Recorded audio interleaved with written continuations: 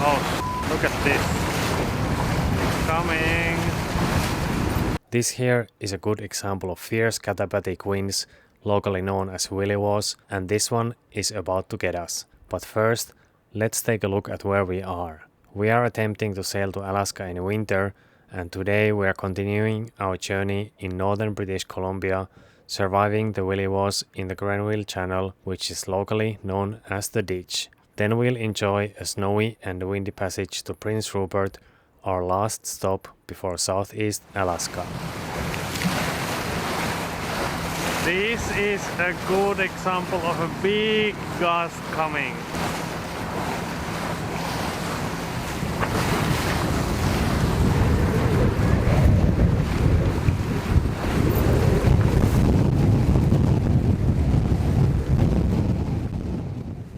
WILLIWAWs are basically blasts of cold air that rush down steep mountainsides. They can attain great speeds, but it's not their strength that is the biggest problem. It's the fact that they are very unpredictable and erratic. They are pretty common in mountainous areas like this. One moment you are sailing along nicely in a gentle downwind breeze, but suddenly the wind dies and there's a dark blue patch of water approaching you. That's the time to get your sails down as quickly as possible and get ready for a 180-degree wind shift and a huge blast of cold air. On this day, each blast came from a different direction, sometimes from directly ahead and sometimes from the beam. In these conditions, it's usually best to keep the mainsail tightly strapped down and just use the furling head sail whenever the wind shifts in your favor.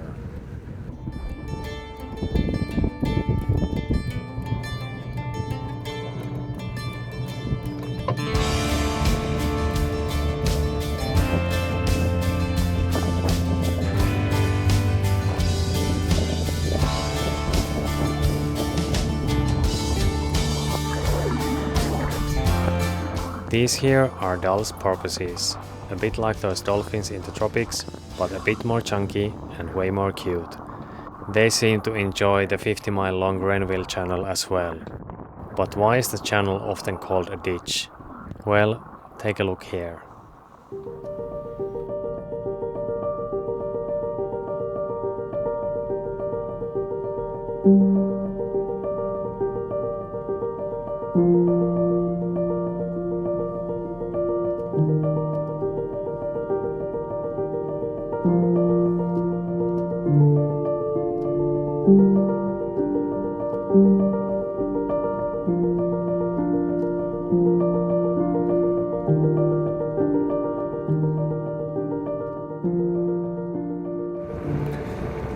We've decided to take cover here in Loeb Inlet.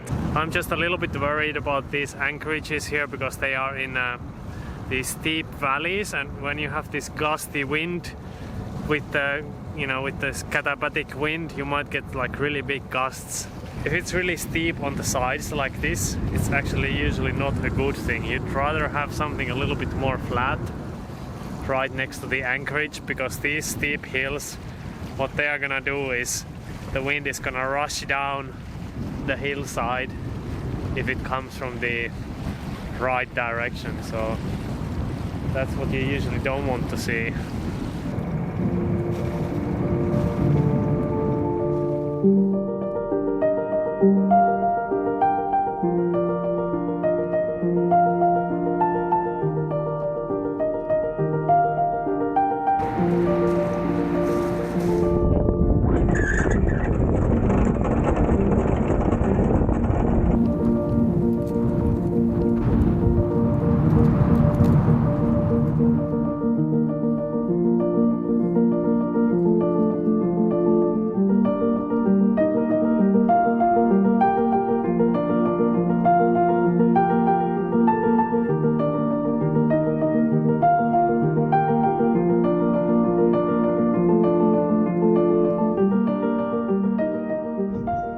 It is quite windy here, and I'm afraid that the chimney is going to fly off, because as you can see it's pretty loose here.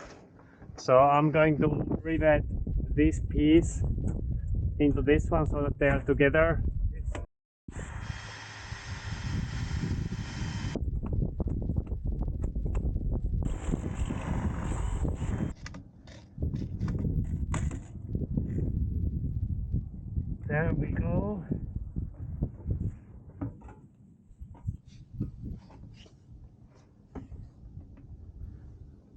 Okay. Then go inside and light the fire.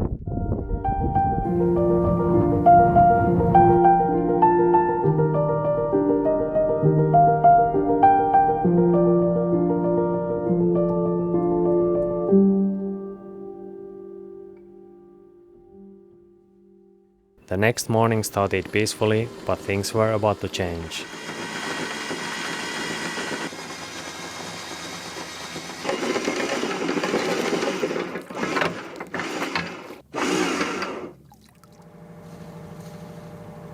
The first sign was that the water on the deck had turned solid. Slowly but surely, the temperature started dropping further and the wind started picking up.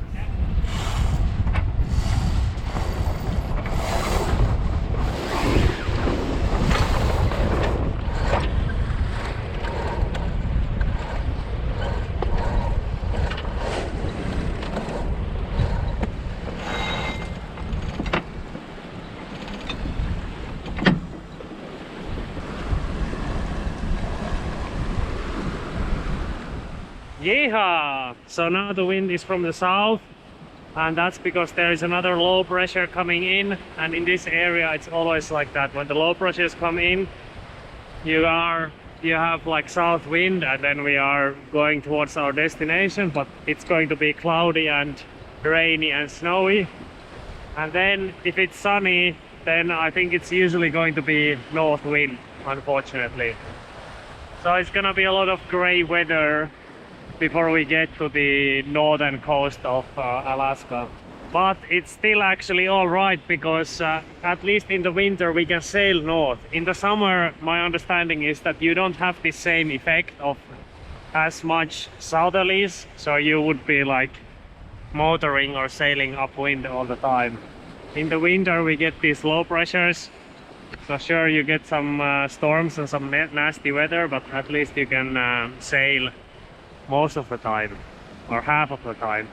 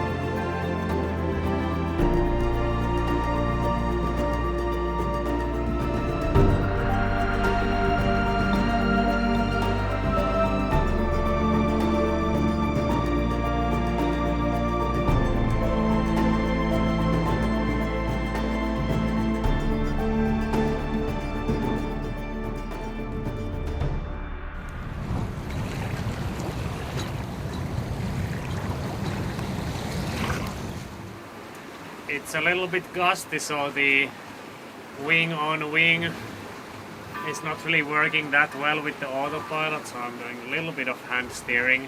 We should get the spinnaker pole or the tweaker pole set up for the Genoa, but we haven't done that yet.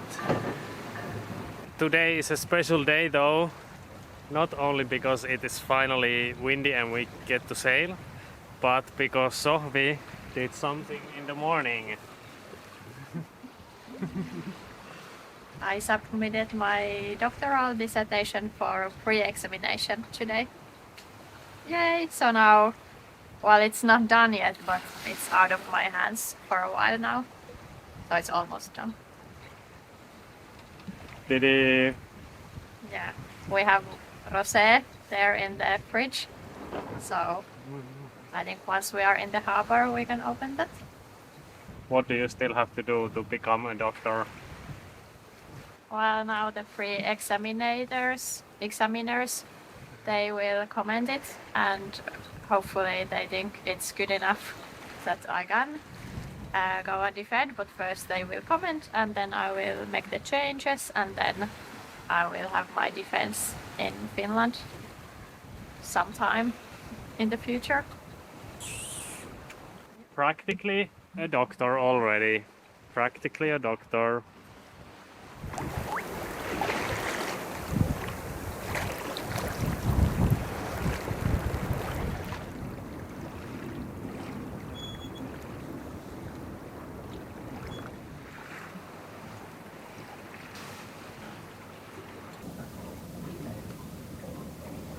It started snowing just in time for our snack break. We have croissants and sausages. And I will show you a Finnish traditional delicacy that you can make with these. Just a second. Yes, of course, nakkipeilo. Just a second. We take a croissant like this. We take a sausage.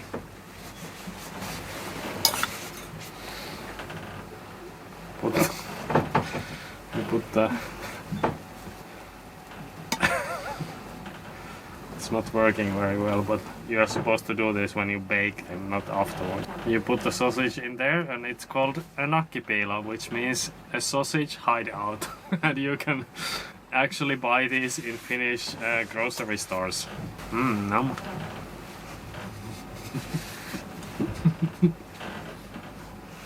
Oh! There's a sausage in there, what a surprise! And then the dessert is we have some jam, and we have then we have croissant with jam. Excellent.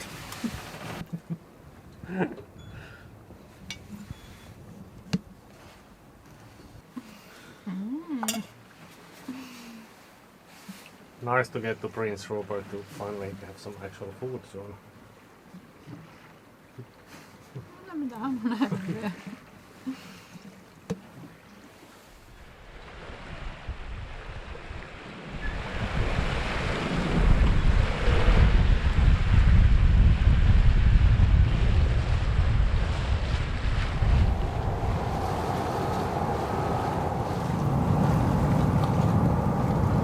Proper snowfall right now, and I think it's the storm coming in because we had some really big gusts earlier, so we've furled in most of the head sail, and we are getting closer to the harbor here in Prince Rupert. And we're just passing the deep water port here, which is really interesting. It's a really busy port. I didn't really know that, but apparently it's very busy here because it's close to Japan and Asia. So the shipping route is really fast. If you want to ship between North America and Asia, then you ship to Prince Rupert, and apparently from here there is a train line that goes all the way to central United States or whatever. And in front of us we already see some of the first navigation aids to get into the harbor, into the leisure boat harbor here. It's gonna be some docking in the dark again.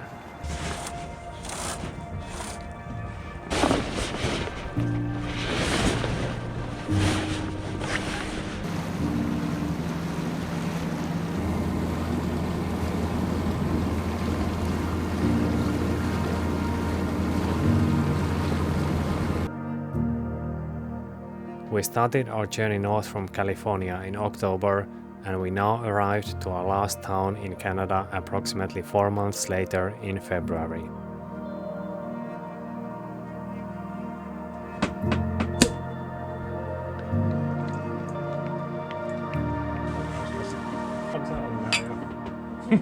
Next up, we'll continue to Southeast Alaska and further north, so please subscribe if you want to follow our journey.